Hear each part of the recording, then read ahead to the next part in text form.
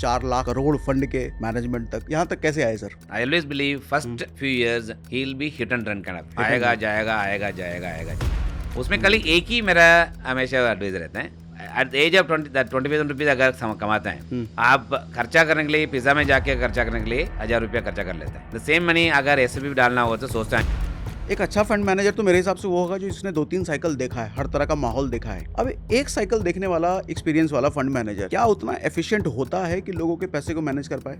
जो मार्केट में जो लगा हुआ रहता है, जो बिलीव भी मार्केट में बहुत अच्छा रहता है, उनको भी यही कहना होगा था, नोबडी वुड हैव सेड ये थंबिंग द टेबल नहीं हो जाएगा, क्योंकि कोई भी अगर मार्केट में प्रेडिक्ट करते हैं ना।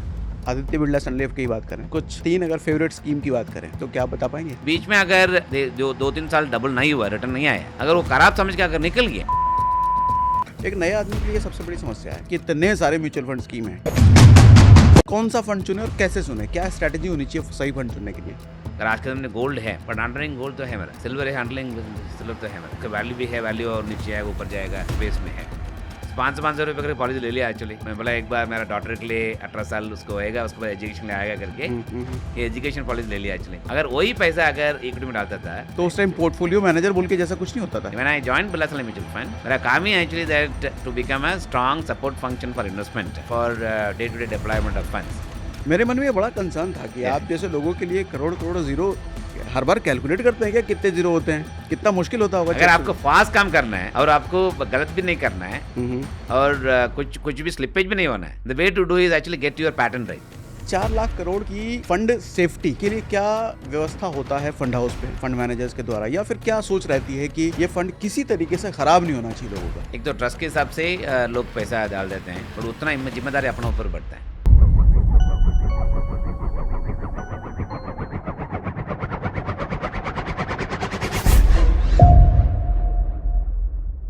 आज हम बात करने वाले हैं 4 लाख करोड़ से ज्यादा फंड मैनेज करने वाली company Aditya Birla Sun Life mutual fund के सीईओ ए बाला सर। और ये मुझे लगता है शायद हम बहुत कम बार आपने इनको हिंदी में अब तक सुना होगा। आज हम एक्सक्लूसिवली इनके साथ बात करेंगे हिंदी में। Here we have Bala sir. कैसे हैं आप बाला सर? मैं बहुत अच्छा जी, थैंक यू फॉर। हिंदी में आप कंफर्टेबल? हिंदी में कंफर्टेबल नहीं। सुपर। तो मैं सबसे बीच में इंग्लिश में बोलेगा, बट हाँ भी थोड़ा थोड़ा चलेगा। yeah. ठीक है। तो मैं सबसे पहले आपकी जर्नी जानना चाहूँगा कि आपकी बहुत डाइवर्सिफाइड जर्नी रही है। अभी हम बात भी कर रहे थे कि कैसे कहाँ से शुरू होकर के ये आज इतना बड़ा 4 लाख करोड़ फंड के मैनेजमेंट तक, यहाँ तक कैसे आए सर? नहीं, ये तो भगवान का आशीर्वाद तो था, इसके लिए आ गया है। और सबका ब्लेसिंग तो होना चाहिए ना। हाँ, लेकिन ये काफी नहीं है लाइफ में। आपको अगर बड़ा होना है, एक खुद का मेहनत तो एक है, दूसरा ब्लेसिंग भी, सबका ब्लेसिंग आना चाहिए। आपको ऊपर कोई ट्रस्ट भी करना चाहिए। सो मेरा जर्नी में maybe I would say hard work तो करते रहते हैं और साथ साथ में जो जो जो जो गीता में बोलते हैं दैट काम करते रहो, उसका फल अपना पा जाएंगे। ओके। सो ऐसा सोच के काम करते थे, but luck was also in my favour. अच्छा। सो राइट टाइम पे right place. So I also give importance, उसके लिए मैं इम्पोर्टेंस देते हैं एक्चुअली। लक मानते हैं?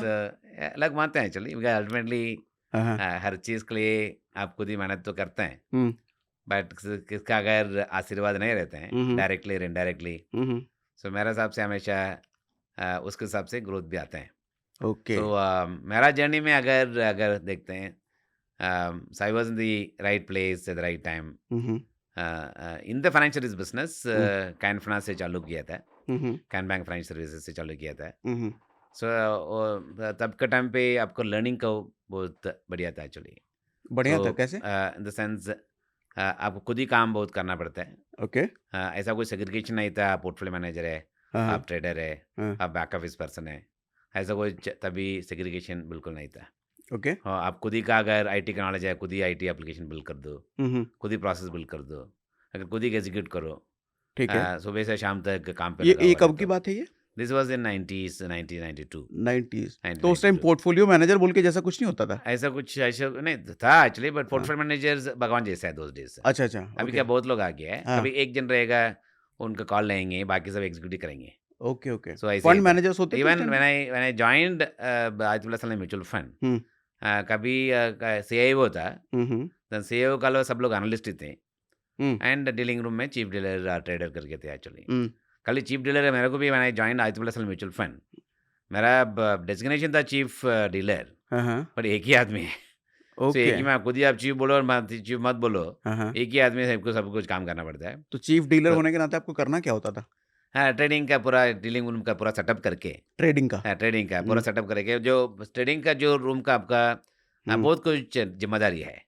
अगर आप ट्रेडर चीफ ट्रेडर है, जिम्मेदारी बहुत है एक्चुअली। उसमें जिम्मेदारी कैसे आते हैं, आपको इंश्योर आपको जो फंडाउसेस का जो ट्रेड एग्जीक्यूट करना है, weather it is bond market में है और इक्विटी मार्केट में, पैसा जो पब्लिक से पैसा आया बराबर तरफ से रोज को रोज डिप्लॉय करना है, उसका प्लानिंग करना है, और रोज को रोज जो मार्केट से बात करें इंटेलिजेंस गैदर करना है, that you have to pass on to the rest of the team members.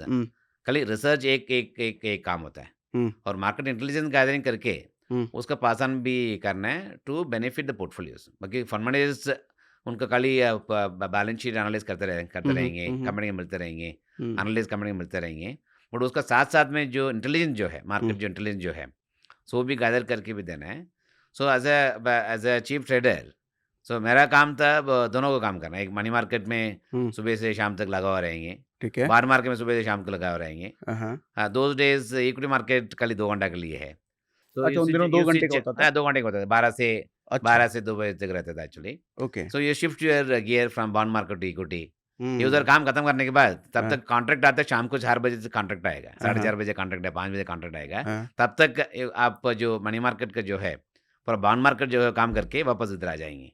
तो तभी when I was JAC mutual fund as a trader, तो सुबह से शाम तक ऐसे ही लगा हुआ रहता था actually, including running around going to Reserve Bank of India to deposit the cheque. So उसके बाद बाकी सब काम करो। सो पूरा दिन आप 8:30 बजे सुबह से लेके सो रात तक 9 बजे तक ऐसे ही काम चलते रहेंगे। सो उसमें क्या होता है, you get to see, you get to do everything. उसमें आपके जानकारी बढ़ जाते हैं एंड नॉलेज अच्छा बढ़ जाता है, कैसे काम क्या क्या काम कर सकता है, क्या क्या करना चाहिए, क्या क्या जरूरी है इन द होल प्रोसेस, वो मालूम पड़ जाता है। तो उस टाइम पे तो गूगल भी नहीं था, तो पूछते किससे थे? कुछ पूछना हुआ? सेम हाफ द टाइम हम लोग पीटीए देखते थे actually, press trust of India का पीटीए स्क्रीन करके आते थे एक्चुअली। अच्छा, स्क्रीन पे जो चलता रहता था, पीटीए स्क्रीन में भाव आएगा, जो स्टॉक एक्सचेंज में जो भाव जो पंचिंग करते हैं, वो पंचिंग करने के बाद पीटीए में आता है एक्चुअली। स्टॉक एक्सचेंज आउटक्राइज सिस्टम में सब लोग भाव तो उधर प्रिंट होता है, स्टॉक एक्सचेंज आउटक्राइज सिस्टम में भाव प्रिंट होता है, उधर जो लेने के लिए जो आ गया वो भाव आ जाता है, भेजने के लिए कुछ आ गया वो भाव आ जाता है। वो भाव थोड़ा लेट आता है मार्केट में कवर आने के लिए, क्योंकि वो रिंग से बाहर आके कोई एक्चुअल अगर बोलेंगे तब तक आपको मालूम नहीं पड़ेगा क्या भाव में ये चलता है एक्चुअली। ठीक है, सो क्या भाव में मार्केट में ट्रेड हो रहा है। सो उसके बाद वो पीटीए में आएगा। ओके, सो पीटीए में भी जो कंपनी का जो इन्फॉर्मेशन जाएगा पीटीए में आएगा। सो पीटीए से हम लोग पता चलता था एक्चुअली दैट ये क्या क्या हो रहा है, क्या इन्फॉर्मेशन हो रहा है, कॉर्पोरेट डेवलपमेंट क्या हो रहा है, क्या भाव में मार्केट में चल रहा है। तभी आपको एंगेजमेंट जो ब्रोकर के साथ जो बात करना है, मिनट टू मिनट जो बात करना है, जो स्टॉक एक्सचेंज जो हॉटलाइन बोलते हैं, सो सबका हॉटलाइन रखते हैं। हॉटलाइन में आपको इन्फॉर्मेशन तुरंत आएगा। ठीक है, अगर हॉटलाइन नहीं है आपको तुरंत इन्फॉर्मेशन तुरंत नहीं आएगा, क्योंकि लोग डायल करते रहेंगे। तभी तो एमटीएल फोन था, डायल आपको टर्न आते तभी आपको कॉल उठाएंगे। Okay, so in order to ensure they we also become efficient, सब लोग हॉटलाइन रखते थे। People used to make an application to us asking for hotline. तो ये हॉटलाइन और नॉर्मल एमटीएनएल के फोन में क्या डिफरेंस? हॉटलाइन में सीधा आपको लीज लाइन में कनेक्ट हो जाते थे। आपका लीज लाइन आपका ऑफिस से और ब्रोकर का ऑफिस है, अच्छा, लीज लाइन में कनेक्ट हो जाएंगे। तो लाइव इन्फॉर्मेशन मिलता है, लाइव इन्फॉर्मेशन। अगर फोन उठाएंगे आपको रिंग नहीं आएगा, कल एक रिंग आएगा, फोन उठाएंगे। अगर फोन नहीं उठाएंगे आपको मालूम पड़ेगा कौन आपको फोन किया था। अगर बाकी फोन में आपको आइडेंटिटी नहीं देता, कॉलर आइडेंटिटी नहीं था तभी, तो बाकी आप नंबर डायल करेंगे, आप उधर के हमेशा जो टेलीफोन में आ जाता है ना, आप क्या बोलते हैं उसके लिए, आप वेटिंग में है करके, वो हिंदी में आता है एक्चुअली, वेटिंग में है करके, आपकी कॉल कतार में है, कतार में वो कतार आ जाएगा, तब तक मेरा डील ही निकल जाएगा। So that used to be the scene. So ये मैं क्यों इतना मैं हिस्ट्री बोल रहा हूँ, इसमें क्या लर्निंग कर बढ़ता है आपका, you learn lot of stuff. आप टाइम मैनेजमेंट मालूम पड़ जाता है, आपका कैसे स्पीड भी रखना है वो मालूम पड़ जाता है, रिस्पॉन्स कैसे करना है मालूम पड़ जाता है, कैसे रिएक्ट करना है, एनालाइज करना है, रिएक्ट करना है, क्या इन्फॉर्मेशन आपको रखना है, क्या इन्फॉर्मेशन पास ऑन करना है, वो that story telling and analysing, ये सब में आपको मालूम पड़ जाता है। So this is the Super. way I think I grew up in my early part of my career. I think Okay. this was the stage for me from the age of 23 Hmm. till the age of 32. Hmm. I was the trader. Okay. So almost 10 साल हाँ उसमें ही काम किया है. That is where I got trained. When I joined Birla Sun Life Mutual Fund, Mm-hmm. मेरा काम ही actually that to become a strong support function for investment. Mm-hmm. For day to day deployment of funds. उसके लिए जो process set करना है, Mm. जो policy जो बनाना है, एक डीलिंग रूम का कैसे सेटअप कैसे होना है, रिकॉर्डिंग कैसे करें, Mm-hmm. रोज को रोज कैसे मॉनिटर कैसे करें, Okay. एंड अगर मेरा ट्रेड कुछ हो गया आउटसाइड द मार्केट प्राइस में, Uh-huh. उसको कैसे कैच कैसे करना है, इंश्योर ठीक है। जो प्राइस डिविएशन जो ब्रोकर का आता है और मेरा ट्रेड जो है वो सब कैच करने तभी भी आपको रास्ता था. तभी कभी आजकल लाइव में इंफॉर्मेशन आ जाते हैं. तभी व्हेनेवर यूज्ड टू ट्रेड, अगर शक आ गया हो ट्रेड में, मेरा प्राइस में एग्जीक्यूट नहीं हुआ, कोई बीच में कोई कॉल लिया है, I have the right to go and ask stock exchange give me the trade details. तो उसमें एप्लीकेशन डालना पड़ता था. ठीक है. एप्लीकेशन डालने के पड़ने के बाद स्टॉक एक्सचेंज बुक्स को लेगा. हम लोग जाके चेक करते थे एक्चुअली. चेक करते थे उसमें मेरा ट्रेड इतना में बोला था, तुम इतना में ट्रेड किया है, तुम बीच में काली है. अगर मेरे को डाउट है वो जाके मैं चेक करके आके ब्रोकर को पूछता था एक्चुअली दैट बॉस तुमने बीच में कहते एक बार रिवर्स करो. आई am saying that's the kind of information. उसमें से काम करना पड़ता है. अगर ये आपको मालूम नहीं पड़ा then you will not be able to fix things. ये पूरा ऐसे ट्रेनिंग मेरा ग्राउंड हुआ था. द सेम वे आज के दिन में कोई ट्रांसफर फॉर्म देखता नहीं है, सब ट्रांसफर आप क्लिक करेगा तो ट्रांसफर हो जाते हैं. हाँ, आज तो सब कुछ ऑनलाइन अभी तो ऑब्जेक्शंस आता है. Objection handling was a big task. Objection क्या होता है एक्चुअली दैट आप सिग्नेचर डिफरेंस हो गया इसके लिए आपको ट्रांसफर शायद ट्रांसफर नहीं हुआ. आप बहुत माल खरीद लिया एक्चुअली, फिजिकल फॉर्म्स आ गया है बट पूरा ऑब्जेक्शन है. कोई नकली सर्टिफिकेट आ गया है बट पता नहीं है till such time go for registrar for transfers. But उसको कैसे हैंडल करें, all this things as a learning. So इसके लिए जो ग्राउंडिंग जो होता है that give you as to you to become as an individual to know lot of stuff on how the market functions, the mechanics of the market, operating methodology. So ये जमाने से ये अपना कैरियर शुरू हुआ था. So अभी भी चल रहा है. आई फील कि आप बहुत फनी हैं, ऐसा है क्या? फनी फन मतलब loving person. Fun loving person है. हमें फन लविंग मतलब एंजॉय द वर्क है. So मेरा क्या है काम का जो काम पे लगा हुआ रहता है ना, वो मेरा हमें करते हुए समझ के चलता हूँ एक्चुअली. ओके. So काम पे हमेशा लगा हुआ रहना है, काम के बारे में सोचते रहना है, सुबह से शाम तक कैसे अपना काम कैसे चलेंगे सोचते रहना है. And don't worry about how the day goes, just काम पे लगा हुआ रहता है. एक फनी सवाल यूं है, 3 सेकंड के अंदर आपको जवाब देना है या 2 सेकंड के अंदर. 4 लाख करोड़ का फंड आप मैनेज करते हैं, 4 लाख करोड़ में कितने जीरो होते हैं? No, since you asked about this, I'll give you a different answer. Instead of me telling a zero, the way you used to write a zero in those days, because हम लोग check लिखते थे actually 100 crore से. 100 करोड़ कैसे मालूम मेरे को मालूम है एक्चुअली कितना जीरो आएगा. Right, we know the way used to do is 000 0000 000 1 crore हो गया ये. हाँ 1 करोड़ हो गया. देन और 00. ओके. सो उसमें हम लोग क्या करते थे, कमा डालते थे. हाँ 000 1 कमा, हाँ 00 1 कमा, देन 00 अनदर 1 कमा. सो उसमें हम लोग करके ऐसे हम लोग चेक लिखते थे actually. If you are right 1 crore, 1 00 00 000. Okay. अगर मेरे को 100 crore करना है, 100 000 00 00 000. हाँ, मैं भी सीख गया आपसे. ओके. So last जो है 000, then उसके बाद 0000. Okay. So this is I used to remember and write. And उसमें क्या करते हैं, गलती नहीं करेंगे. हाँ आप अगर एक भी जीरो को डाल दिया है, हाँ. अगर 10 करोड़ के सामने और एक जीरो डाल दिया 100 करोड़ हो जाएगा. अब वो चेक चला जाएगा, फिर वो मालूम पड़ जाएगा बैलेंस तो है अकाउंट में. हाँ. वो 10 करोड़ हम लोग 100 को स्प्लिट करके सबको देते हैं. Okay. So this is we used to write. So आप जो बोला आपने 4 लाख करोड़ का, so 4 लाख करोड़ को तो आपको तो it's a 50 comes. But the way I used to remember, I used to write checks after lending money. So हम लोग crores and crores में lend करते हैं पैसा. हम लोग खुद ही हम लोग चेक लिखते थे तभी. मेरे मन में ये बड़ा कंसर्न था कि आप जैसे लोगों के लिए करोड़ करोड़ जीरो हर बार कैलकुलेट करते हैं क्या, कितने जीरो होते हैं, कितना मुश्किल होता होगा. अगर आपको फास्ट काम करना है और आपको गलत भी नहीं करना है और कुछ भी स्लिपेज भी नहीं होना है, the way to do is actually get your pattern right. से आज के दिन पे एआई आ गया. AI is nothing but a pattern. So आप सिस्टम भी देखते हैं आजकल एआई क्या होता है. एआई पहले एक बार पैटर्न देख लेते हैं, वो बेसिस में इंटेलिजेंस निकालते हैं. हम लोग ह्यूमन इंटेलिजेंस ऐसे निकल देते हैं. Okay. Yeah, that's why I used to write checks. Okay. So the moment you put a comma, then आपको मालूम है एक्चुअली इतना ही जीरो है, आप मिस्टेक नहीं कर रहे हैं। सो पहले के जमाने में वो they used to put sticker there to ensure nobody writes. So this way we are learned in hard way in those days. Sticker क्या, जीरो खत्म होने के बाद स्टिकर डालते थे? नहीं, पहले हम लोग स्टिकर डालते थे so nobody will overwrite check on that. अच्छा अच्छा अच्छा। दोस डेज में अगर चेक में अगर फ्रॉड भी करना है, एक जीरो ऐड कर देगा, 01 ऐड कर देगा, गलती हो सकता है। ओके, So, मतलब अगर नंबर लिखा, जीरो अगर लिखा। थोड़ा भी चेक में अगर गैप दे देंगे, somebody can write 1 before they can add, or somebody can write 0 they can add behind। आप कुछ भी करें वैल्यू बढ़ जाता है आपका, पर आपको वैल्यू तो लिखा हुआ उतना नहीं है। So this way I think frauds can happen। So that we learned to avoid mistakes, to escape from fraudsters। So हम लोग ऐसे करके रिमेम्बर करके we used to do। That's why when he asked me about 4 lakh crore का है, I just recalled how we used to write checks। Okay, अब एक serious सवाल ये है कि 4 लाख करोड़ का फंड अगर मैनेज कर रहे हैं, तो मतलब देश की जनता का विश्वास तो बहुत है Aditya Birla Sun Life mutual fund पर। अब ये 4 लाख करोड़ की फंड सेफ्टी के लिए क्या व्यवस्था होता है फंड हाउस पे, फंड मैनेजर्स के द्वारा, या फिर क्या सोच रहती है कि ये फंड किसी तरीके से खराब नहीं होना चाहिए लोगों का?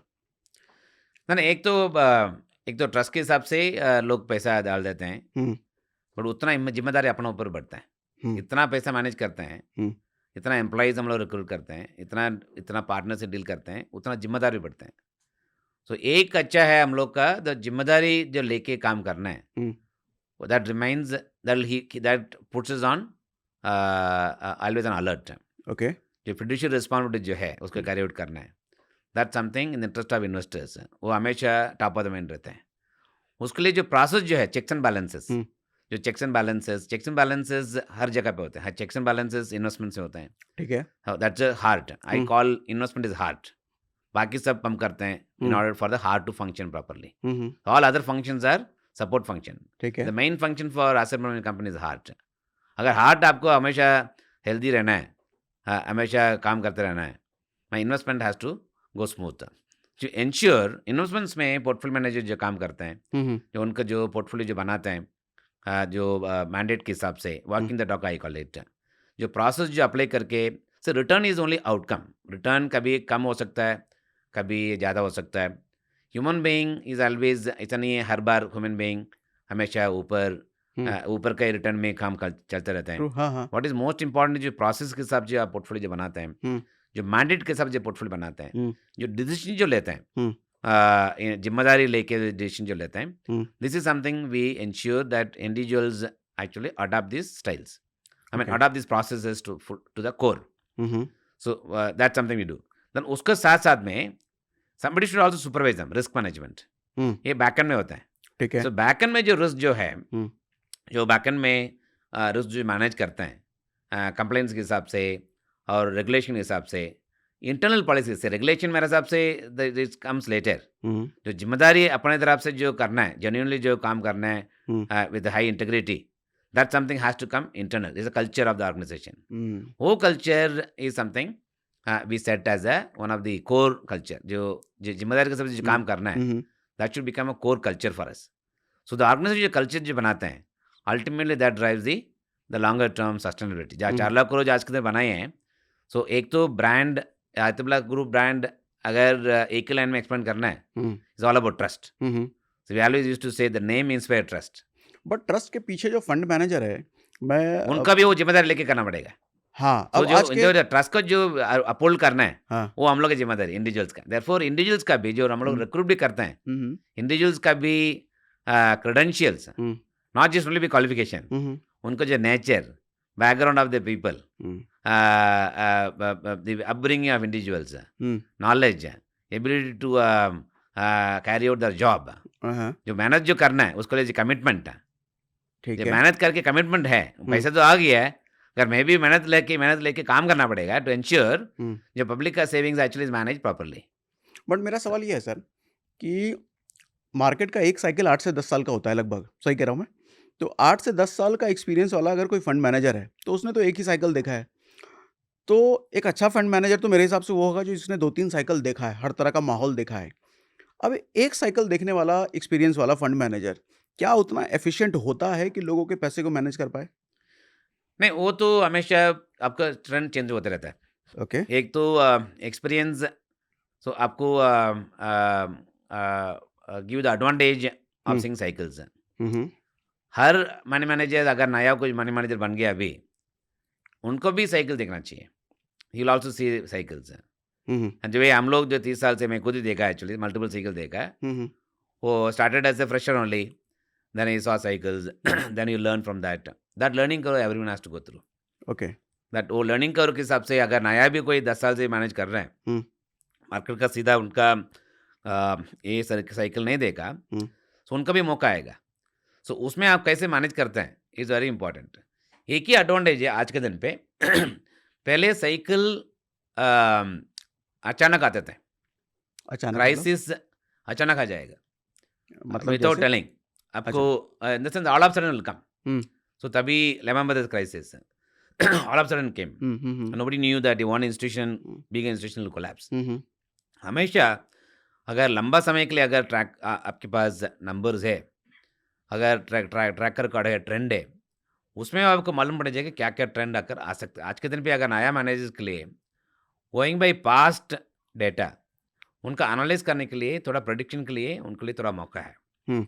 सो पहले के ज़माने में वो नहीं था, मतलब आप कह रहे हैं कि आज का फंड मैनेजर जो आता है उसके पास डेटा एनालिसिस करने के लिए डेटा है, डेटा है। क्योंकि इंटरनेट के ज़माने में हमें पहले के टाइम पे उनके पास डेटा नहीं होता था, ऐसा? करेक्ट। ओके। सो वो डेटा लेके हुँ, उनको जो डेटा को जस्टिफाई करके एनालाइज करके अगर करें, hmm, he can be a successful manager, वो इशू नहीं है। बट थिंग इज, सबको ये मिस्टेक हो सकता है। मेरा हमेशा कहना है कि that experience gives you some element of wisdom, hmm, may not give you quick success, but hmm, definitely give you wisdoms, it gives a downside protection। अगर एक्सपीरियंस नहीं है, अगर विजडम नहीं है, रिटर्न हुँ, आ गया है, but it may also come along with the ल वॉलेटिलिटी। हाँ, वॉलेटिलिटी थोड़ा हुँ, डाउनसाइड प्रोटेक्शन कम हो सकता है। Hmm, but as long as individuals are matured individuals, when I hmm, mean matured individuals, आज के दिन पे the way I see, if it's 50-year-old means you can say highly matured, 25 फिफ means you can 50 say year too young. Means I am highly just giving mature? Example, highly okay, matured I am saying. Okay, hmm, मेरा से ये ज़माने में youngster also becoming reasonably matured, क्योंकि उनके पास इतना information analyse करने के लिए है। हुँ, अगर गूगल सर्च करें, उसका पूरा हिस्ट्री मिल जाएगा, हुँ, हिस्ट्री मिल जाएगा। हुँ, हुँ, हुँ, हुँ, हम लोगों की तरह तभी हिस्ट्री हिस्ट्री मालूम होता ही करने नहीं के था, लिए बहुत बहुत मेहनत डिफिकल्ट करना था। पड़ता था। Hmm, that is the fundamental difference. Therefore my belief is this, my fundamental belief, hmm, आज के दिन पे यंगस्टर के खाली एक्साइटमेंट कंट्रोल करने के लिए उसके पास मेरे हिसाब से शायद टूल नहीं होगा। See, okay, only the risk that I am running on हाँ, youngsters is हाँ, हाँ, excitement. Excitement, हाँ, हाँ, over enthusiasm, हाँ, शायद उनको एक बार उनको दिक्कत दे सकता है। Otherwise, I will hmm, not doubt on knowledge because youngsters are today hmm. well equipped on knowledge. बहुत सॉलिड बात बोली आपने। Yeah, मतलब यंगस्टर का सबसे बड़ा प्रॉब्लम आज एक्साइटमेंट है। मार्केट अगर ऊपर जा रहा है तो अरे डाल दो, वैसा वाला एक्साइटमेंट? yes, yes, yes. हाँ। So एक बार उनको भी ऐसे भी मालूम पड़ जाता है। एक ही प्रॉब्लम क्या होता है, अगर बुल मार्केट में एक बार काम करें, बेयर हुँ, मार्केट देखा नहीं है, हुँ, उनका आफ्टर सम टाइम्स ऐसा मालूम, ऐसा ऐसा एक निर्णय हो जाता है, मार्केट में पैसा बनाना ईज़ी है।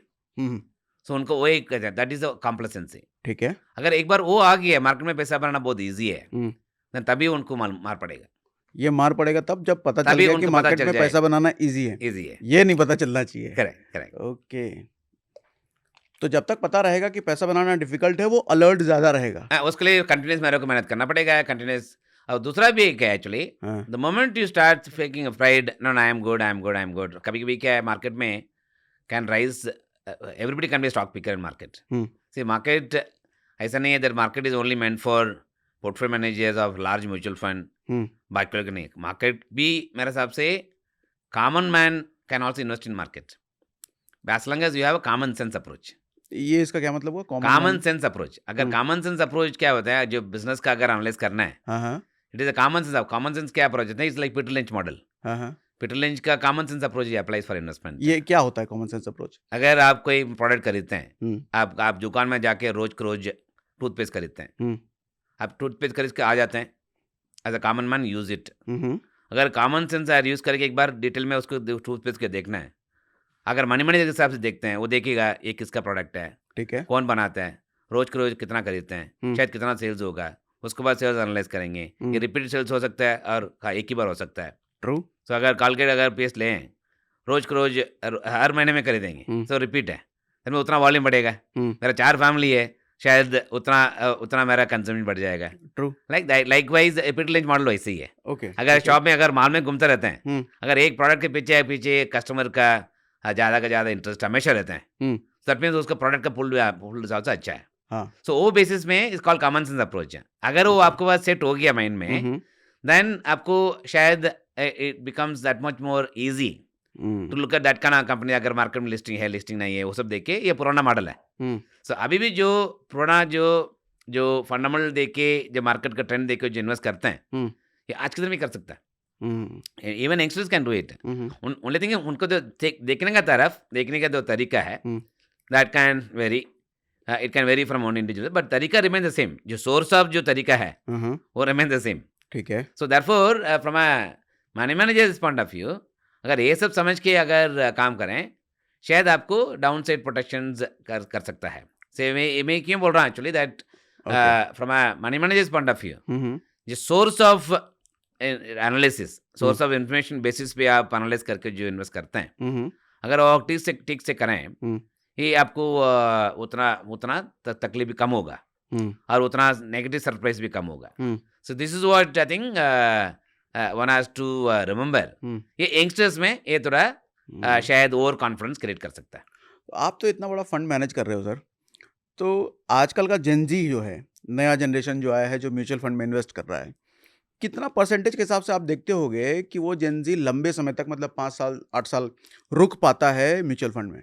मतलब मुझे जो लगता है कि शायद वो 6 महीने साल भर में एग्जिट करने वाले लोगों का नंबर सबसे ज़्यादा है। ऐसा है क्या? ना ऐसा भी है, हम्म, मेरे हिसाब से खराब नहीं बोल सकता है। हम्म, से पहले एक बार आ गया है, उनको भी उसका इंपॉर्टेंस मालूम पड़ जाता है। So the risk is fence seaters.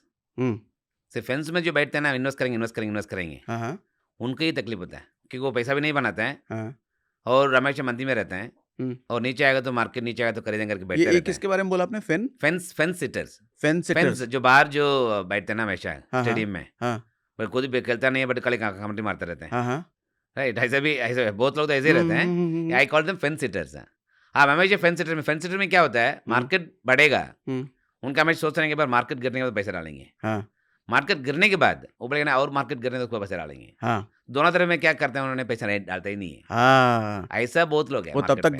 गिरने के चक्कर में मार्केट टूट जाता है। मार्केट में टूट अरे जाता अब है, तो उठ गया, आप क्या फिर करेंगे? उड़ गया, फिर बोले ना और नीचे आने मार्केट करते हाँ, हैं। ये भी ऐसा भी लोग बहुत है। तो हम्म, यंगस्टर्स जो मार्केट में आके जो एक्सपीरियंस करते हैं ना, हम्म, उसको मालूम पड़ जाएगा। जो एक्सपीरियंस मेरे हिसाब से आपको, आप कितना समय के लिए डालते हैं ठीक है, हम्म, वो that you learn over period of time. Youngsters will always be jumpy, क्योंकि उनको तो एक मेन काम नहीं है, उनका काम है एक्चुअली पढ़ने का, हाँ, हाँ, काम है एक्चुअली काम में किधर लगाना है। हाँ, हाँ, सो उनका काम वही है। हाँ, ये थोड़ा साइड का टू लर्निंग ही डज इट। ठीक है, मतलब उसका जो यंगस्टर्स जो काम पे लग गया है, उनका काम सेविंग का इनिशियली नहीं रहता है, उनका काम इनिशियली स्पेंडिंग का रहता है। हाँ, you should spend more. I always tell people, हाँ, हाँ, अगर आप काम पे अब लग गया, रिटर्न प्लानिंग के लिए इमीडिएट चालू मत करो। रिटर्न प्लानिंग का टाइम है एक्चुअली। ठीक है। So you should spend initially, you should enjoy his life, you should spend money. Then तो उसके आप बाद क्या ये कह रहे हो कि यूथ को इन्वेस्टिंग को छोड़ करके स्पेंड मनी करना चाहिए? ऐसा कुछ एंजॉय करना चाहिए लाइफ को? इनिशियली एंजॉय करना चाहिए, क्योंकि सेविंग्स की उतना कम ही रहता है, हाँ, उसका कमाई भी तो कम रहता है। उसमें सेविंग की क्या चिंता करना है। तो आप कह रहे हो कोई 20-25 हज़ार रुपये महीना कमा रहा है, तो उसको इन्वेस्टिंग का करने का जरूरत नहीं है, पहले नहीं, लाइफ थोड़ा एंजॉय थोड़ा करो। अगर करना हो तो करने दे, लॉन्ग टर्म के लिए हम्म, 1,000 रुपया 2,000 रुपया अगर करना हो तो कर सकता है, वो प्रॉब्लम नहीं है। कि उनका अगर वेल्थ भी उसको बनाना है, उसको तो साथ साथ में करना है। बट फिर भी अगर उनको वो प्रायोरिटी नहीं है, he has to also run decent lifestyle initially. Okay, so वो भी करना चाहिए।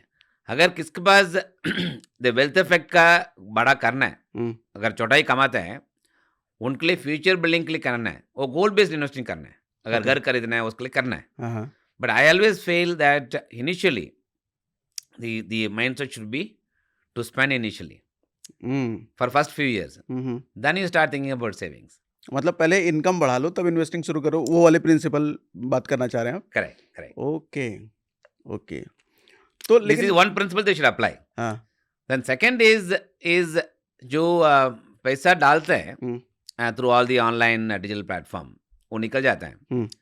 उसमें एक एडवांटेज है, एक तो पहले आ गया, अकाउंट खुल गया। एक बार अकाउंट खुल गया, यू विल आल्सो अंडरस्टैंड उसका पोर्टफोलियो कैसे चेंज हुआ, उसका इम्पैक्ट क्या था, ठीक है, उसका एक्सपीरियंस कैसे था, वो मालूम पड़ जाता है। एक बार वो एक्सपीरियंस आ गया है, then eventually he'll become a long term investors. I always believe first few years he'll be hit and run kind of things. आएगा जाएगा आएगा जाएगा आएगा जाएगा, फर्स्ट 3 इयर्स, फर्स्ट 2-3 years। अच्छा, उसके बाद उसको मालूम पड़ जाएगा मैं इतना सब किया, कुछ किया तो नहीं है मेरे लिए, कुछ ऐड कुछ वैल्यू कुछ ऐड तो बड़ा नहीं रिटर्न हुआ, तो बना नहीं, कोई नहीं है। बट अभी मेरा जिम्मेदारी आ रहा है, हम्म, व्हाट इज जिम्मेदारी, मैरिज हो गया, हाँ, उसके बाद गाड़ी खरीदना है, हाँ, उसको घर गाड़ी खरीदना है, हम्म, फिर बच्चों लोग को स्कूल के लिए करना है। हाँ, that is the time you bring in seriousness in life. हाँ, I always tell the people between the age of 23 to 25, हाँ, the life seriousness will not come. Once you get a job, once your responsibility as a person responsible for your family, responsible for your caring father and mother, once you start realizing, that is the time your saving will start. So that is the time उनको जो saving जो चालू होता है, okay, उनको थोड़ा permanent करना, क्योंकि तभी उनको मालूम पड़ जाएगा। तो परमानेंट अगर मंथली सेविंग करें तभी मेरा फैमिली संभाल सकता है, फ्यूचर का संभाल सकता है, पेरेंट्स को संभाल सकता है, जो खर्चा जो रोज होता है उसमें संभाल सकता है। That is welcome. ओके। और जो इसमें आपने स्पेंडिंग की बात करी, ये स्पेंडिंग कितना कैसा होना चाहिए? मान लो कोई 20,000 रुपये महीना कमा रहा है, तो उसके 20,000 महीने को आप कैसे मैनेज करना चाहोगे? उसका क्या क्या होना चाहिए उस 20,000 रुपये का? नहीं, ऑफकोर्स उनको तो 20,000 रुपये किसका है, जो उनको जो स्पेंडिंग जो है, eating in restaurant, all this things you do, buy something for your parents, buy something for your family, and by wearing a good clothes and going for some tour here and there with the family and so on and so forth. वो तो हमेशा for family happiness के लिए you keep spending.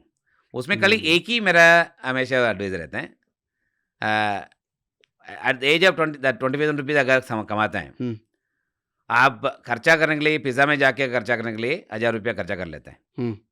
The same money अगर SIP डालना हो तो सोचते हैं एक्चुअली एसआईपी में क्यों डालो 1,000 रुपया, हाँ, 1,000 रुपये डालेंगे तो क्या मिलेगा करके। वैसे आप जाके पिज़्ज़ा खा लेते हैं क्योंकि आपको पिज़्ज़ा चाहिए, बर्गर चाहिए, कुछ नया का खाना खाना है, तो उसके लिए आप खर्चा करने के लिए तैयार हो जाते हैं, which is right. I am not saying वो खर्चा नहीं करना है, वो तभी अगर आप खर्चा करते रहते हैं, साथ साथ में आप खर्चा समझ के आप ऐसे भी डाल दो, खर्चा ही समझ के खर्चा समझ के spend. That's why I normally tell people, अगर खर्चा समझ के वो डाल दिए वो अपना आप चलते रहेंगे, वो साइड में ग्रो हो रहने दें। दूसरा वो पोर्टफोलियो में अगर जो चर्न बोला ना आपने, जो है 3 महीने 9 महीने पैसा निकाल देते हैं, उसको मॉनिटर मत करो, खर्चा समझ के चल लो और उसको मॉनिटर मत करो। अगर मॉनिटर नहीं करते हैं, अगर रोज को मॉनिटर करते हैं, उसका इम्पैक्ट निकालने के लिए शायद ज़्यादा कोशिश करेंगे। हाँ, अगर ज़्यादा अगर मॉनिटर करें तभी बढ़ जाए तो उतना बढ़ गया करके बढ़ गया निकाल लेते हैं, निकाल देते हैं। और अगर गिर गया, अरे और ना गिर जाए, निकाल लेते हैं, उसमें दुखी हो जाते हैं, दोनों केस में निकालने की कोशिश निकाल करेगा। देते हैं। नीचे आए तो दुखी हो जाते हैं, ऊपर आए तो खुशी होता है। That's why I mentioned earlier, ज़्यादा enthusiasm also can create harm, it can be harmful. ज़्यादा enthusiasm can be harmful. So ये कंट्रोल करने के लिए that's why normally tell people, आप खर्चा करो, जो अनवांटेड खर्चा है, एज वॉरेन बफेट जो सेज नो, वॉरेन बफेट का एक ही कहना है actually, you spend after you are complete your savings. Okay, कहना यही बोल रहा है, पहले आप सेविंग्स कंप्लीट कर लो, उसके बाद स्पेंड करो। So that principle one can keep, that is the principle I am saying. So खर्चा भी करना आपको, unwanted expenditure I am saying. Savings जो है नेसेसिटी है, सेविंग्स ऑल्सो नेसेसिटी। ऐसा नहीं है सेविंग्स एक्चुअली वेल्थ क्रिएशन के लिए कर रहे हैं, वेल्थ एक्चुअली इवेंचुअल इंसिडेंटल है, हर चीज से वेल्थ में नहीं होता है। If you think every saving will lead to a wealth, ऐसा सोच के नहीं करना चाहिए मेरे हिसाब से। Savings actually should become a habit होना चाहिए। आप एफडी में मानते हो होना चाहिए इन्वेस्टमेंट यूथ का, एफडी करना चाहिए? यूथ के लिए जरूरत नहीं है, क्योंकि FD is only for emergency, FD is not for wealth creation. अगर आपको पैसा कोई शॉर्ट टर्म के लिए पैसा निकालना चाहिए, कुछ जरूरी होगा, वो आप एफडी में रख सकते हैं। ऐसा नहीं है एफडी आपको बिल्कुल खराब है। क्या आप एफडी करते हैं? मैं तो एफडी नहीं करता हूँ, मैं बिल्कुल तो लिक्विड फंड में डाल देता हूँ। ओके, लिक्विड फंड में डाल देता हूँ। मैं तो हर महीने में एसआईपी में डालता हूँ, क्योंकि इतना पावर मिलता है, खर्चा के लिए तो है ना, पैसा तो है actually. Okay, so I will tell mutual fund employees are paid dollar salary. Okay. हाँ. So dollar salary means salaries are generally is pretty decent. हाँ, ऐसा कोई बोल नहीं सकता है सैलरी बहुत कम है. हाँ. सैलरी शायद कम होगा दूसरा से. हाँ, दूसरा से. हाँ, दूसरा से. अपने लिए तो बहुत है. अपने लिए तो बहुत है. ट्रू. आप बहुत मजेदार आदमी हो लेकिन फन लविंग. अच्छा, एक चीज बताइए ये कि म्यूचुअल फंड सही है हर जगह चलता है. सच में सही है और कितना सही है? नहीं, एक आप ये सवाल जो पूछा, हम लोग ऐसे ही सोचते थे, क्योंकि एमपी की तरफ से एसोसिएशन म्यूचुअल फंड का जो उसमें मैं भी चेयरमैन था 4 साल के लिए, और हम लोग सब पॉलिसी मेकर के साथ बैठ के हम लोग भी काम भी करते रहते हैं. अपना काम का अलावा इंडस्ट्री का भी काम करते रहते हैं. सो यही सवाल ऐसे आता है एक्चुअली, पहले आते थे that mutual fund subject to market risk का. सो हर इसमें हम लोग जाके प्रेजेंटेशन करते हैं, तभी हम लोग जोर से बोलेंगे mutual fund subject to market risk, देख के पैसे डालो. सो ये इन्वेस्टर एजुकेशन का जो जिम्मेदारी आया था, तभी उसका हम लोग सोचते हैं चलो उसको कैसे चेंज कर सकते हैं. म्यूचुअल फंड रिस्क निकाल सकता है, निकालेगा तो you are not true to the level, आप सही नहीं बोलते हैं. ठीक है. अगर म्यूचुअल फंड सब्जेक्ट मार्केट अगर निकाल दिया है, हाँ, उसके वजह से लोग का कॉन्फिडेंस बढ़ जाएगा. वो तो गलत हो गया. वो गलत हो गया बिल्कुल. सो हम लोग वो तो रखना ही पड़ेगा. उसको ऊपर क्या डालें actually, that is the time we realised, अगर 10 साल के लिए डाल दिया पैसा, 20 साल के लिए पैसा डाल दिया है, खाली आप फंड मैनेजर को छोड़ दो आपने, अगर निफ्टी में डाल दिया, सेंसेक्स में डाल दिया, उसका कैसे उसका प्रोग्रेस कैसे हुआ. व्हेन वी डिड एनालिसिस 2016 में, ऑफ कोर्स ये सबको मालूम था एक्चुअली इसका कैसे रिवर्स कैसे करना है, सबको कैसे म्यूचुअल में सही करके कैसे बोल सकता है. Then we did an analysis, अगर लंबा समय के लिए अगर इन्वेस्ट किया है, आपके एक्सपीरियंस क्या है, सही है गलत है. That is the time we said mutual fund सही है, is a word we coined as an industry. Okay. Then we said mutual fund सही है इज समथिंग सही है, उसमें बिल्कुल गलत नहीं है, but subject to market risk. Okay. The subject to market risk पहले जो आगे था, उसको तो नीचे कर दिया, म्यूचुअल फंड सही है आगे चला गया. उसके वजह से क्या है, पहले सोचना है आपको म्यूचुअल फंड सही है, बट है रिस्क है. रिस्क तो है. और आज के दिन भी समझते हैं लोग, that is the beauty of mutual fund सही है, विच इज ट्रू. आज के दिन भी अगर लंबा समय के लिए आज के दिन में अगर रखें, ये हमेशा आ सकता है. और दूसरा हमेशा वी ऑलवेज यूज्ड टू से, अगर कोई भी अगर देश में अगर बोला अगर 25 साल के पहले इंडेक्स हो जाएगा 80,000, hardly any people would have been there. Believe नहीं करेंगे. आज 80,000 क्रॉस कर चुका है. 80,000 क्रॉस हो गया. कौन बोला आपको 80,000 हो जाएगा? तभी 10,000 में कौन बोला आपको 20,000 हो जाएगा? कितना लोग बोला? सब लोग बोला होगा नहीं 20,000 हो जाएगा. फिर भी क्या है, इतना ऊपर नीचे होएगा, कभी होएगा पता नहीं है, कितना समय होएगा पता नहीं है. This would be standard answer from everybody. जो मार्केट में जो लगा हुआ रहते हैं, जो बिलीव भी मार्केट में बहुत अच्छा रहते हैं, उनको भी यही कहना होगा. नोबडी वुड हैव सेड ये थंबिंग द टेबल नहीं हो जाएगा, क्योंकि कोई भी अगर मार्केट में प्रेडिक्ट करते हैं ना, वो ऐसा कभी करता नहीं है. बट उनका अगर नंबर डाल के ये हो सकता है बाय यूजिंग द कंपाउंडिंग जो फार्मूला जो है, जो कॉमन मैन जो समझते हैं, उनका कॉमन मैन समझते हैं कंपाउंडिंग का बहुत अच्छी तरह समझते हैं. अगर उनको जाके बोलेंगे 5 साल में आपको पैसा डबल हो जाएगा, he will say is very good product. अगर उनको जाके बोले 9 साल में डबल हो जाएगा, उनको मालूम है ब्याज कम है. अगर 5 साल में डबल हो जाएगा ब्याज ज़्यादा है, अगर 3 साल में डबल हो जाएगा ब्याज और ज़्यादा है. सो आप पहले के अगर ज़माने में अगर देखते हैं, कोई भी आप कॉमन मैन हाउस होल्ड में अगर पूछें जो एफडी में जो पैसा डालते हैं, उनका हमेशा अगर पुराना का जमाना का अगर ट्रैक किया रहेगा, हमेशा उनके समझदार ऐसे आते थे एक्चुअली. उनका कल एक पूछेंगे ये पैसा कितना समय में आपको डबल हो जाएगा? हाँ, सबसे मेन सवाल है. 5.5 साल, क्योंकि इंदिरा विकास पत्र जो पोस्ट ऑफिस चलता था, तभी 11.5% इंटरेस्ट देते थे एक्चुअली. 11.5% अगर मिला आपको पैसा डबल हो जाएगा राइफली अबाउट 6 ईयर्स में. ठीक है. सो तभी ऐसे ही हम लोग, तभी पुराना लोग ऐसे ही डालते थे. इंटरेस्ट रेट कम होते होते वो भूल गए लोग. अगर वही रिटर्न अगर मार्केट के हिसाब से देखते हैं, market has doubled your money every 3.5 years. Every 3.5 years. Okay. Every 3.5-4 years, market has doubled your money. Every 3.5 years. I am just giving a rough cut number, though I don't know whether right. मेरे पास मैं math किया नहीं है, but मैं तो अंदाज से बोल रहा हूँ एक्चुअली. मतलब 15% के आसपास हो गया. 15% उतना तो आ गया. हर 3-3.5 साल में मार्केट डबल हो गया. अगर बीच में अगर 2-3 साल डबल नहीं हुआ, रिटर्न नहीं आया, अगर वो खराब समझ के अगर निकल गया, उनको वापस आने के लिए मौका नहीं दिया होगा मार्केट में. अगर उसका मौका भी दिया रहेगा, वो उसका मन बनाने होगा. हाँ क्या है मेरा सब चीज मन जो बनाना है ना वो लोग भी बहुत है। अब कोविड के टाइम पे देखा है, कोविड के टाइम में सब लोग कोविड में डर डर के बेच दिया है।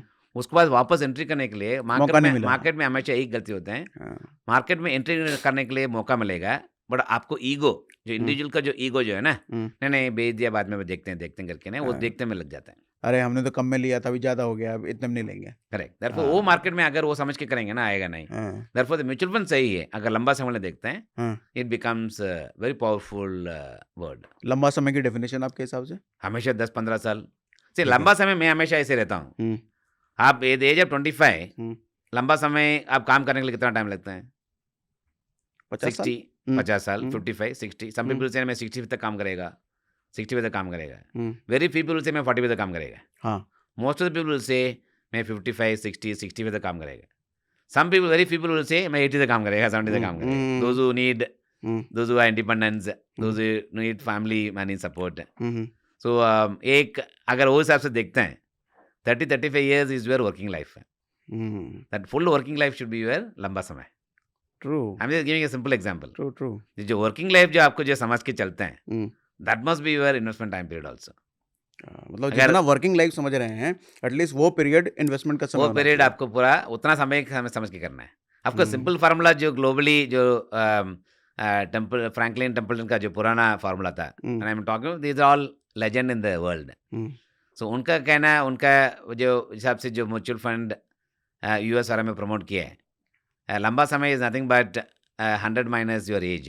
100 माइनस एज अगर 20 साल में है, अज्यूमिंग आप 100 ईयर्स तक लीव करेंगे, 100 minus 20, 80 years is your investment time.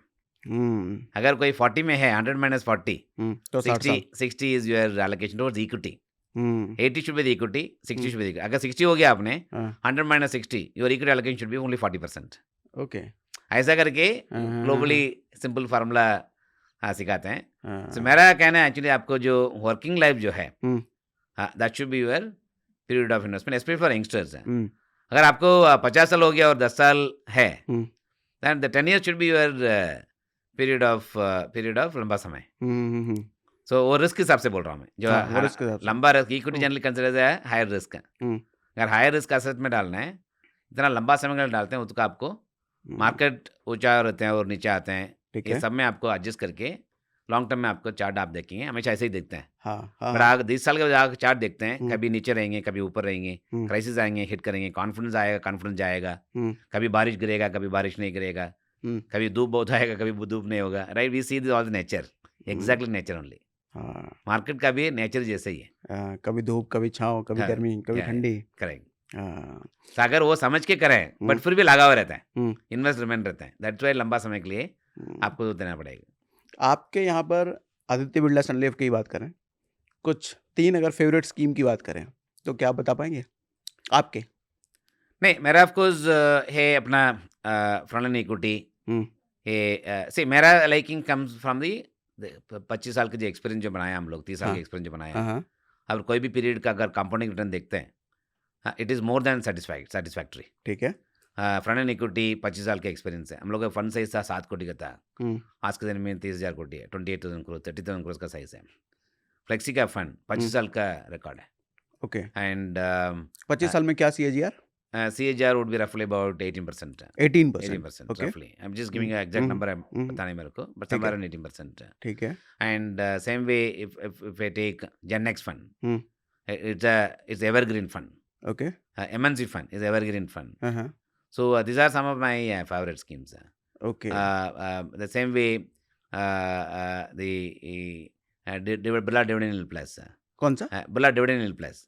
Okay. Almost 20 साल का एक्सपीरियंस है। Okay. अगर कोई भी अपना फंड का अगर पुराना फंड देखें, फ्रंटलाइन इक्विटी, सन लाइफ इक्विटी, सन लाइफ 95 और जेन एक्स फंड और एमएनसी फंड, ये सब में एक्टिव मोर देन 20 साल का और सारे 15% प्लस CAGR में सब 15। ये फंड कभी अंडर परफॉर्म किए, कभी अच्छा भी परफॉर्म किए, कभी खराब भी परफॉर्म किए, फिर भी अगर 20 साल 25 साल का अगर एक्सपीरियंस देखते हैं, कोई कम नहीं है। So that is why I look at it. कभी क्या लोग कभी क्या रिटर्न का चेस करते हैं, रिटर्न का चेस करते करते कि कभी हम लोग चेस करते बैठे रहेंगे। So I always tell people you be satisfied. अगर कंपेयर करें तो कभी कोई अच्छा करेंगे, कभी खराब करेंगे।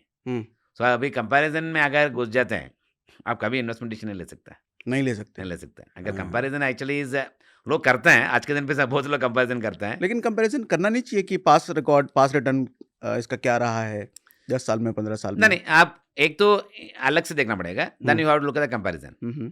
पहले ऑन इंडिपेंडेंट बेसिस देखना पड़ेगा आपको, hmm. And then you look at the comparison. But comparison में अगर करेंगे, कोई भी अच्छा भी लिखेंगे, खराब भी लिखेंगे, दैट ऐसा नहीं दैट किसका 1-2% कम में खराब है, हुँ। 1-2% जो ज़्यादा दिया उसको एकदम ब्यूटीफुल है, ऐसा नहीं है। हाँ। ऐसा नहीं है। Hmm. So I am only talking about the common understanding. Hmm. अगर वो बेस में देखते हैं, hmm. That these are the funds for us given very good experience. I think तो एक्सपीरियंस इज समथिंग जो फंड में जो आया है, हाँ, हाँ। As a fund house long term में जो एक्सपीरियंस जो दिया है, ये सब में I think is above satisfactory numbers. एक नए आदमी के लिए सबसे बड़ी समस्या है कि इतने सारे म्यूचुअल फंड स्कीम हैं। कौन-सा फंड चुनें और कैसे चुनें? क्या स्ट्रैटेजी होनी चाहिए सही फंड चुनने के लिए? नहीं, उनके लिए फर्स्ट एंड फॉरमोस्ट उनको जो फंड हाउस जो लंबा समय के लिए है हुँ। और लंबा समय के लिए रहेंगे, हुँ। सो उनको जो फंड डालने के टाइम उसको सेफ्टी भी चाहिए, हुँ। और डीलिंग भी ऐसा होना चाहिए दैट डील विद इंस्टीट्यूशंस, हुँ। उनका लॉन्ग टर्म कमिटमेंट है। हुँ। सो उनको पहले वो शॉर्ट लिस्टिंग करना पड़ेगा। ये सेफ्टी कैसे चेक करें? ये सेफ्टी इज बेसिकली जितना साल से काम किया है और कितना हुँ। साल के लिए काम करेंगे। पास रिकॉर्ड कितने पुराना है? कितना पास्ट पुराना है रिकॉर्ड ये? क्या ओके। पुराना है, हुँ। पास्ट ट्रैक रिकॉर्ड है, जो हुँ। उनका कमिटमेंट कैसे है, हुँ। कैसे ग्रो हो रहा है। ठीक है। उसका अगर ग्रो ही नहीं हुआ 30 साल से, ठीक है। तो कमिटमेंट भी शायद कम होगा। लेकिन क्या तो ऐसा भी होता है कि 20-30 साल हो गए फंड ज़्यादा ग्रो ना करे? वो भी कभी कभी रहता है, होता ऐसा है बहुत कभी-कभी। है, तब रहता है, ऐसा बहुत है। तो फिर ऐ- तो ये एक्सपर्ट फंड मैनेजर होने का नहीं, क्या फ़ायदा? उनका शायद वो सेटिस्फैक्शन होगा। अच्छा। So, ऐसा नहीं था वो काम नहीं करता, वो सेटिस्फैक्शन होगा। Is like in Tamil we call it is hmm. पोदमेंटर मनमे करके, हुँ, हुँ, जो हुँ। जो अब जो है मिला उतना ठीक है करके। हुँ। सो सेटिस्फैक्शन, हुँ। कॉम्प्लेसेंसी। हाँ, हाँ। सो ये सब में अगर वो एक शॉर्ट लिस्टिंग है, देन कम्स इज यूर आपको जो इन्वेस्टमेंट जो करना है, हुँ। कोर इन्वेस्टमेंट करना है। द सेंस अगर म्यूचुअल फंड अगर देखते हैं, there is a core portfolio, there is a thematic portfolio. ठीक है। सो अगर core portfolio is like your fund and equity part of your core portfolio, hmm. Sun Life Flexi Cap Fund is a part of your core portfolio. Hmm. Sun Life 90 is a part of core portfolio. हाँ। Gen X is part of core ये portfolio. होता क्या है core portfolio is actually हुँ। हाँ, कोई भी अगर season में देखते हैं, हुँ। अगर वो फंड का परफॉर्मेंस मार्केट के हिसाब से लिंक करके उधर आउट परफॉर्म करने की कोशिश करेंगे। अच्छा, ओके। ये ब्रॉड मार्केट का हाँ। निफ्टी या सेंसेक्स का लिंक करके हुँ। उसको आउट परफॉर्म करने की कोशिश करेंगे, 1-2% आउट परफॉर्म करने की कोशिश करेंगे। हुँ। उनको कुछ रिस्ट्रिक्शन नहीं है, पूरा मार्केट में जो अपॉर्चुनिटी है वो मार्केट का अपॉर्चुनिटी हिसाब से देख के इन्वेस्ट करते रहेंगे। ठीक सो है। That is a diversified equity fund, we call it okay. diversified equity fund. invest in all market, hmm. and depending upon जो फंड मैनेजर के हिसाब से जो कन्विक्शन जो है हिसाब से इन्वेस्ट करेंगे, hmm, hmm. That's your core portfolio. Hmm. Then comes is that's what I think most of the individual who comes उनको वही चूज करना चाहिए। हुँ। सो उनका अगर कोर पोर्टफोलियो में अगर चूज करके आ गया है, तो उसमें कि आपका भी कोर पोर्टफोलियो बन जाता है। देन ठीक है। As time progress, then you choose a thematic. For example hmm. Digital, hmm. It's a thematic. Thematic means ये एक ही सेक्टर में इन्वेस्ट करते हैं। हुँ, हुँ। अगर एक ही सेक्टर में इन्वेस्ट करते हैं, हुँ। उसका जो कंपनीज का परफॉर्मेंस है, उसमें हुँ। भी थोड़ा ऊपर नीचे आते जाएंगे, ठीक है। क्योंकि हर कंपनीज का सिक्लिकलिटी रहता है, हर सेक्टर का सिक्लिकलिटी रहता है। हुँ। सिक्लिकल मतलब हर 3 माह में उसका साइकिल चेंज होएगा, ठीक है। क्योंकि उसका अंडरलाइंग भाव जो है हुँ। बढ़ेगा, खरेगा, नीचे आएगा, हुँ, हुँ, सर्विसेज हुँ, हुँ, थोड़ा कम हो सकता है। हुँ। आप टूरिज्म में अगर देखते हैं सिक्लिकलिटी, हुँ। अगर टूरिज्म का परमानेंट इनकम नहीं रहता है, नहीं, नहीं, हमेशा नहीं बड़ा चलता। ऐसा नहीं टूरिज्म खराब है। हाँ। तो किसी जगह पे गोवा जैसी जगह में ठंड में टूरिज़्म बिज़नेस बढ़ जाएगा, करेक्ट, वो गर्मी ऐसे में दिस गिर कॉल्ड जाएगा। सिक्लिकलिटी। हुँ। दिस सिक्लिकलिटी उसके लिए भी फोकस फंड थीमेटिक फंड में आ जाते हैं, उस सिक्लिकलिटी के हिसाब से वो चलेंगे, उसमें हुँ। थोड़ा ऊपर नीचे होएंगे, वॉलेटिलिटी बढ़ेंगे। Hmm, hmm. So that's for that term comes secondary. So okay. Therefore from a investors point of view जो आते हैं उनको कोर पोर्टफोलियो में हमेशा निवेश करना चाहिए टू स्टार्ट विद। ट्रू। अच्छा, क्या ये सही है एक नए इन्वेस्टर के लिए, उसको लगता है म्यूचुअल फंड में एक्सपेंस रेशियो लग रहा है, एग्ज़िट लोग लगता है, इससे अच्छा मैं खुद ही शेयर चुन लेता हूँ, खुद ही इन्वेस्ट कर लेता हूँ। सो उसमें एक्सपेंसेस जो म्यूचुअल फंड में जो चार्ज करते हैं, हुँ। मेरे हिसाब से बहुत कम है, हुँ। कोई ज़्यादा नहीं है एक्चुअली। हाँ, 1 डेढ़ 2%। आप 8 का रिटर्न बन गया है 20 हुँ। साल का, हुँ। उसमें 1% या 1.5% का आप एक्सपेंसेस उसमें इंकर कर दिए hmm. As a mutual fund money managers की फीस के लिए। Hmm, hmm. वो बहुत ज़्यादा नहीं है। हुँ। फॉर इट इंटरेस्ट जो रिटर्न जो मिला हुँ। उसमें से एक्सपेंस आया। हुँ। सो उसके लिए from investors point of view वो सोच के कभी इन्वेस्ट नहीं करना चाहिए। Expense is not driving your decision. What is the driving decision, आपको जो इन्वेस्टमेंट डिसीजन जो है, द प्रोडक्ट का लॉन्गर टर्म प्रॉमिस जो है रिटर्न जनरेट करने का, मार्केट का जो प्रॉमिस जो है लॉन्ग टर्म के लिए, वो उसके हिसाब से आप इन्वेस्ट करते हैं. एक्सपेंसेस कम सेकेंडरी. अगर खुद ही समझ के एक्सपेंसेस कम करके अगर खुद ही इन्वेस्ट करें, आपका टाइम जाएगा उसमें, उसका कॉस्ट कौन गिनेंगे, और दूसरा आप गलती कर देंगे, उसका कौन कॉस्ट उस करेंगे, गलती की भरपाई का कॉस्टिंग कौन हिसाब किताब लगाएगा? कर सकते हैं. आप एक ही स्टॉक्स में लगा देंगे, अगर मिस्टेक हो जाएगा उसका कॉस्ट कौन जिम्मेदार रहेंगे. अगर ज़्यादा लॉस हो गया, उसको दुखी आ जाएगा, वो दुखी का कौन आपको संभालेंगे. ठीक है. मेरा साहब दुखी भी ज़्यादा है एक्चुअली, क्योंकि डिप्रेशन आ जाता है उसमें, कि लोग लूज करते हैं ना पैसा, बहुत डिप्रेशन आ जाएगा. Nobody will tell you. मेरे मनी मैनेजर्स ये सब देखते हैं एक्चुअली, उनका काम ही है. उनका काम यही है. मैं किसी से तो कभी हम लोग भी मनी मैनेजर कभी दुखी हो जाएंगे, कभी कुछ हो जाएंगे, बट ये अपना काम ही वही है. सो उसमें करते रहेंगे, उसमें कंडीशन हो जाता है. अगर इन्वेस्टर्स ऐसे समझ के ना एक्सपेंस में खुद ही करेगा, तो कंडीशन कौन करेंगे? कल कुमार फैमिली प्रेशर आएगा, वो फैमिली प्रेशर कौन संभालेंगे? Therefore, always my belief is जो इसको जो दूसरा कुछ काम है, अगर कोई मुझे काम पर लगा हुआ, वो खुद ही उसका काम करता रहना चाहिए. उसको जो पैसा जो सेव करना है, give it to the professional manager like mutual fund. उसको जो कास्ट जो इंकर कर रहे हैं, उसको ज़्यादा चिंता नहीं करना चाहिए. दूसरा एक उसको भी करना चाहिए, जो उसका हर जगह पे डिस्ट्रीब्यूटर्स रहते हैं, एडवाइजर्स रहते हैं, उनका एडवाइस के थ्रू करने से भी ये नहीं है, उनका एडवाइस ले सकते हैं, क्योंकि उनका भी उसका पैसा का संभालने के लिए जिम्मेदारी लेके आएगा. I think where we should expect जिम्मेदारी जो लेके आता है ना, whether it is mutual fund manager और जो डिस्ट्रीब्यूटर्स एडवाइजर जो जिम्मेदारी लेके आते हैं आपका पैसा संभालने के लिए, उसका इंपॉर्टेंस दे के, वो समझ के आपको उसको जो सर्विस देते हैं, उसको समझ के आपको इन्वेस्ट करना चाहिए, एक्सपेंस के हिसाब से नहीं करना चाहिए. एक लास्ट सवाल आपसे पूछूंगा सर. आज का जेनजी क्रिप्टो की तरफ भी बहुत अट्रैक्टेड है. क्रिप्टो को आप कैसे देखते हो? गुड इन्वेस्टमेंट एसेट या dark side? Sir anything which not regulated, अगर कोई भी चीज़ है अपने देश में, दुनिया में भी है, अगर कुछ रेगुलेटेड नहीं है, वो फ्री में चलते रहते हैं, फ्री पैसा मिलेगा, ऐसे भी समझ के चलना चाहिए. फ्री में निकलेगा, आपको लेके भी जाएगा, फ्री में लेके भी जाएगा. फ्री में जो पैसा मिलता है, अगर विदाउट अंडरलाइंग खाली आपका मनी एक्सचेंज में आपको पैसे बनते रहते हैं, is something you can not trust. उसके लिए एस्टेब्लिश करना. आज के समय क्रिप्टो करेंसीज एस्टेब्लिश हुआ, बट फिर भी कोई भी अगर देश में देखते हैं, इंडिया और ग्लोबली, कोई भी रेगुलेटर आज के दिन में उसका रिकॉग्नाइज नहीं किया. बट हम जहाँ आज देखते हैं, ट्रम्प तो प्रमोट करते हैं, ट्रम्प तो बात करते हैं क्रिप्टो, बट वो लॉ लेके आने दें उसको. लॉ अभी तक आया नहीं है ना. क्या चीज़? लॉ. अच्छा, लॉ. जो तो नहीं सेंट्रल है. बैंक जो है, अपने क्या है, इतना साल से सेंट्रल बैंक का RBI इकोलन जो है, उनका जो करेंसी का जो मैनेज करते हैं, that becomes actually regulated. There is somebody who is actually sitting on the top, उसको पूरा रेगुलेट करते हैं, वो that becomes a official currency. True. अगर आप कोई भी अगर देखते हैं, it's like exchange of product, वो भी करेंसी है, उसका वैल्यू अटैच कर सकते हैं. अगर आज के दिन में गोल्ड है, बट अंडरलाइंग गोल्ड तो है मेरा, सिल्वर है, अंडरलाइंग सिल्वर तो है मेरा, ठीक है, उसका वैल्यू भी है, वैल्यू और नीचे जाएगा ऊपर जाएगा, वो बेस में है, ठीक है. बट क्रिप्टो करेंसी में इज एक्चुअली क्या बोल सकता है, अंडरलाइन एसेट क्या है, अंडरलाइन एसेट्स क्या है. देयरफॉर किधर आपको जो फ्री में एक्चुअली स्पेकुलेशन के हिसाब से चलते रहते हैं, आप कैसे बोल सकते हैं 1 लाख क्रॉस हो गया, क्रिप्टो करेंसीज अच्छा है.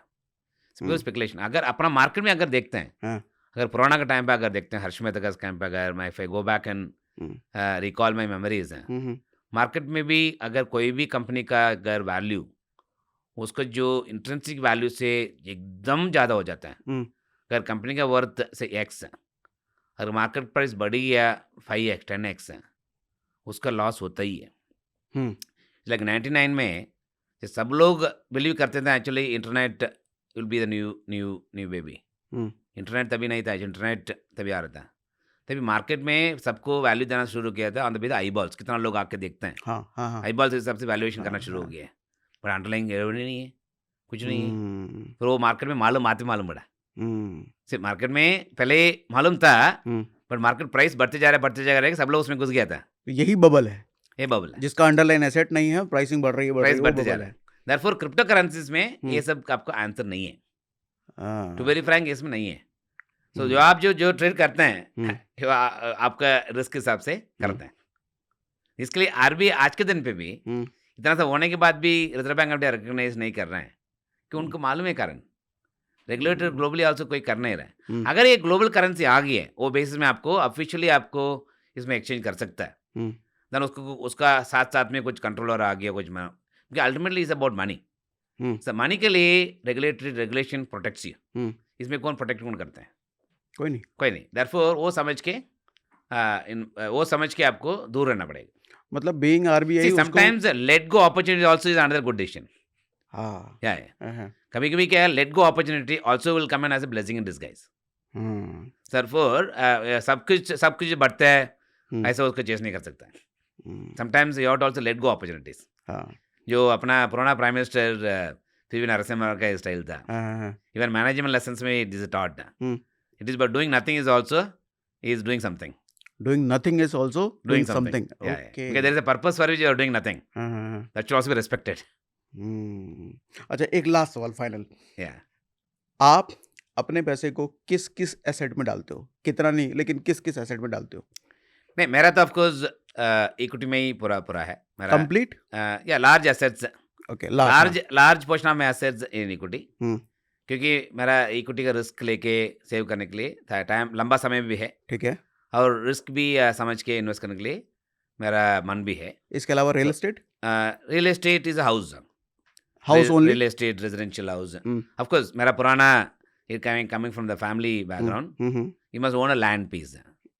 सो where from I come from Tamil Nadu, we believe in buying say agriculture land. Okay, we believe in buying एक प्लॉट टाइप्स। प्लॉट मतलब 2400 स्क्वायर फीट टाइप्स। सो ये पुराना जमाने में था। सो वो मेरा पुराना इन्वेस्टमेंट है, नया कुछ डालता नहीं है। क्योंकि नया रियल एस्टेट अगर आप रियल एस्टेट और इक्विटी मार्केट का लंबा समय के लिए, रियल एस्टेट में एक एडवांटेज क्या है, अभी अगर पैसा डाल दिया है उधर प्राइस भी नहीं देखते हैं और समय भी नहीं देखते हैं। कभी कभी आपका प्लॉट पड़ा रहते हैं 20 साल 25 साल के लिए, हाउस भी पड़ा रहते हैं, आप रेंटल इनकम मिलते रहते हैं, और हाउस भी पड़ा रहते हैं। Right, you keep the house empty और may be give it on rent, house पड़ा रहता है। अगर समय देखेंगे ना 20 साल हो जाते हैं। अगर 20 साल के हिसाब से वही 20 साल का अगर मार्केट में देखते हैं, power of continuing return differential देखते हैं, ऑलमोस्ट 7-8% का फर्क आ जाता है। 7-8% ज्यादा होगा, 7-8% इक्विटी में आ जाता है। ओके, और दूसरा कि लिक्विडिटी ज्यादा है, और कभी भी अगर निकल सकता है, आप नॉमिनेशन कर सकते हैं। अगर आपको नेक्स्ट जनरेशन के लिए अगर पास ऑन करना है, ये financial asset class actually pass on करना बहुत ईजी है। रियल एस्टेट पास ऑन कर सकते, मैं नहीं बोल रहा हूँ मैं, उसमें आपको जो बेचना जो लेना है, it all depends upon various things. Legalities का इश्यू है। कभी कभी आप लैंड खरीद लिया, करंटली यू रियलाइज वो टाइटल खराब है, इसमें से वो बिल्कुल प्रॉब्लम नहीं है। Then I realised you must have some real estate. मैं नहीं बोल रहा हूँ मैं, ज़्यादा सेविंग्स अगर रियल एस्टेट डाल लें उसका आपको फायदा नहीं, शायद फायदा कम हो सकता है कंपेयर टू इक्विटी। इसके लिए मैं हमेशा इक्विटी में, अगर इक्विटी में मैं खुद ही का मैं एक बार देखा actually, when I started my career, my mother used to tell me, नहीं एक पॉलिसी ले लो। सो 500 रुपये का पॉलिसी ले लिया एक्चुअली। मैं बोला एक बार मेरा डॉटर के लिए 18 साल उसको होएगा, उसके बाद एजुकेशन ले आएगा करके ये एजुकेशन पॉलिसी ले लिया एक्चुअली। अगर वही पैसा अगर इक्विटी में डालता था, I would have got edge against my 3 lakh rupees which I got that point of time. I am talking about almost 10 years back. I got about roughly about 3 lakh rupees I got in the LIC policy. The same money if I invested in equity by SIP, I would have got almost about 30 lakh rupees. 30 lakhs? 30 lakh rupees. 10 times ज़्यादा? 10 times ज़्यादा. That's called power of compounding. मैं नहीं बोल रहा हूँ actually LIC में मत डालो actually. But I'm saying वो सोच अगर किया होता था, maybe I would have been better off. So that's something, it comes in equity as a power of compounding generally is high. पर थोड़ा उम्मीद भी रखना पड़ेगा। अगर उम्मीद नहीं है, अगर डाउट करते रहते हैं मार्केट को, अगर मार्केट में कोई डाउट करते हैं ना, पैसा नहीं बढ़ाते हैं। So you cannot be a doubtful investor. You have to always be an optimistic investor. Amazing, मजा आया आपसे बाला सर बात करके। बहुत अमेजिंग आदमी हो आप, फन लविंग हो, और बहुत खुल के आपने समझाया। Thank you for coming. Thank you जी, thank you for having me on the show. Thank you.